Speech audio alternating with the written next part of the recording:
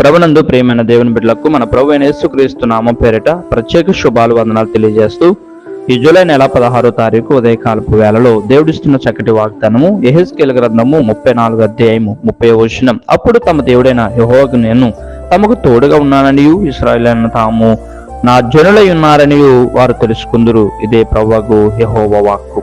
మనము దేవునికి జనులుగా ఉన్నాము కనుక దేవుడు మనకు దేవుడుగా ఉండి మనకేం చేస్తాడంటే ఆయన తోడుగా ఉండి ప్రతి క్షణముందు మనల్ని కాపాడుతాడు. కీర్తనల గ్రంథం 24వ అధ్యాయం మనం ధ్యానం చేసినట్లయితే అక్కడ దావీదు భక్తుడిని మహారాజు అంటున్నాడు, అయ్యా మాకు నీవు తోడుగా లేకపోతే వారు మమ్మల్ని ప్రాణాలతో తీసేదురు, మమ్మల్ని ప్రాణాలతో మింగేస్తారు.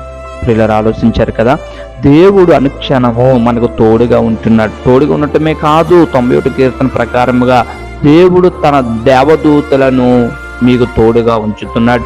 అనుక్షణము ఉదయము సాయంత్రము మధ్యాహ్నం ప్రతి సమయం ముందు దేవుడు మనల్ని ఆదుకుంటున్నాడు. ప్రభు మనల్ని కాపాడుతూ ఉన్నాడు.